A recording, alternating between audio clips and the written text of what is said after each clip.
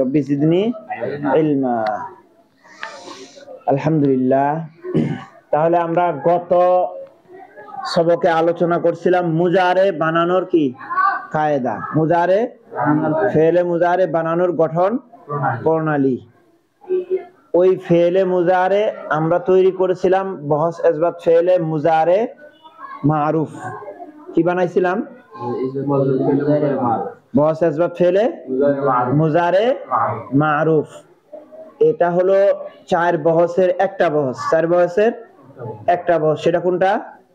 বহস ইসবাত ফেলে মুজারে মারুফ। গর্দান হচ্ছে কোনটা? ইয়াফআলু, ইয়াফআলানি, ইয়াফআলুনা, ইয়াফআলনা। জবান খুলতে হবে, বুঝছো? শুধু যদি অন্য দিকে তাকায় থাকো ওইভাবেই থাকতে হবে, আর আগে বলার চেষ্টা করলে সামনে আগানো সম্ভব হবে। দেখো সিগা টানা, এটা হলো তোমাদের ব্যক্তিগত কাজ। এখন আজকে আমরা দেখব যে মুজারে মাজহুল বানানোর কি গঠন প্রণালী। এখানে আমরা মুজারে মারুফ লিখছি, তাই না?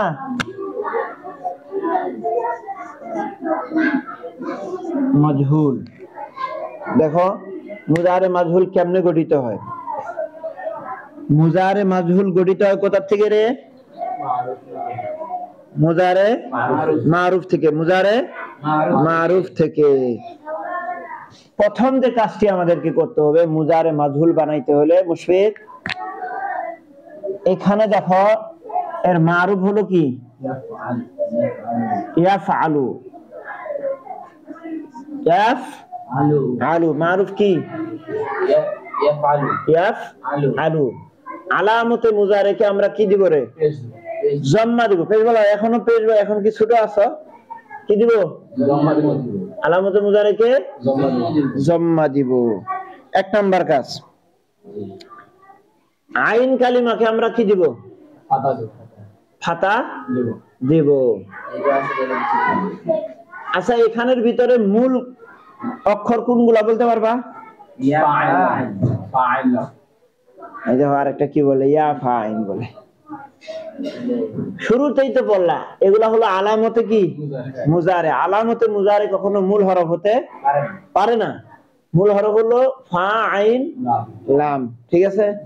এখানে আবার আরবিতে একটা কথা আছে, প্রথম অক্ষরকে ফা কালিমা বলা হয়, দ্বিতীয় অক্ষরকে আইন কালিমা বলা হয়, তৃতীয় অক্ষরকে লাম কালিমা বলা হয়। এরপরে যদি আরো হয় লামে সানি, লামে সানি। বুঝতে পারছো? এটা তোমাকে প্রশ্ন করবো, দেখি কি উত্তর দাও তুমি। তাহলে এবার আসো, আমাদেরকে দ্বিতীয় কাজ হচ্ছে আইন কালিমায় কি দেওয়া রে? ফাতা দেওয়া। কখন?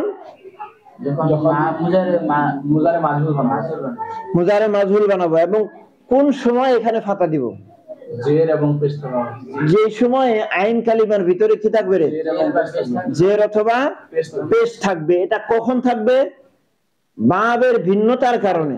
বাবের ভিন্নতার কারণে আইন কালিমার মধ্যে অটোমেটিকলি আগে থেকেই জের এবং কি পেশ থাকতে পারে, ঠিক আছে?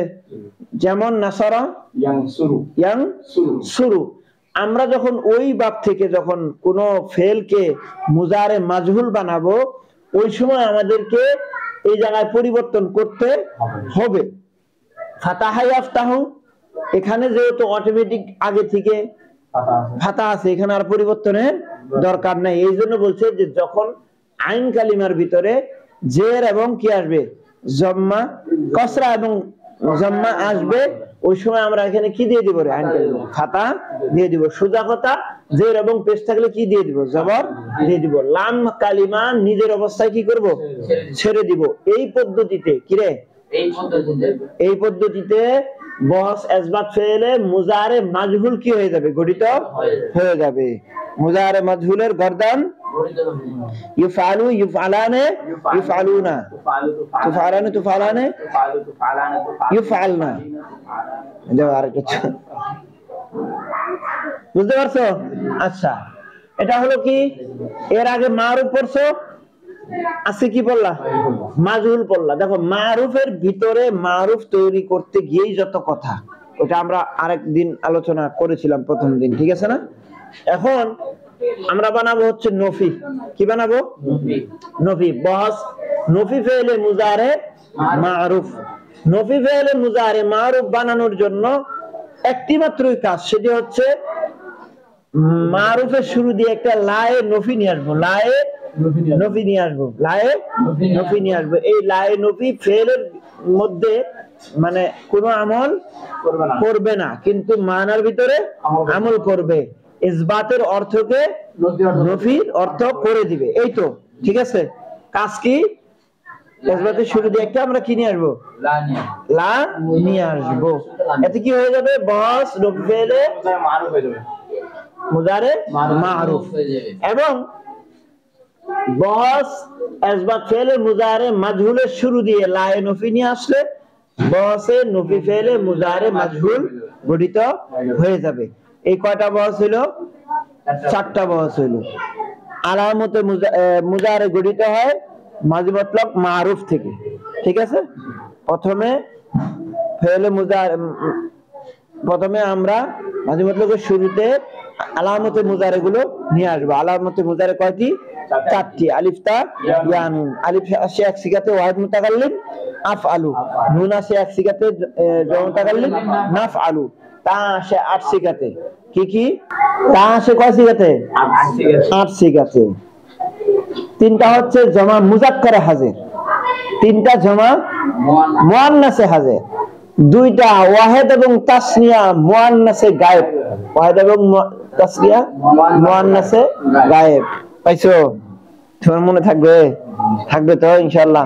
আচ্ছা, এরপরে আসো ইয়া আছে কয় সিগাতে? 4 সিগাতে।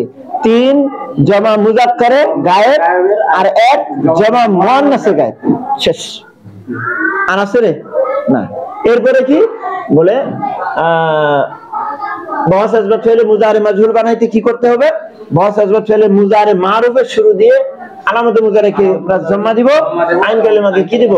ফাতা দিব, লাম কালিমা নিজের অবস্থায় ছেড়ে দিব। আর নফি বানাইতে হইলে মারুফের শুরু দিয়ে আমরা একটা লা বৃদ্ধি করে, লায়ে নফি বৃদ্ধি করে দিব। এই পদ্ধতিতে মুজারের সকল বস কি হয়ে যাবে? গঠিত হয়ে যাবে ইনশাআল্লাহ। হবে তো?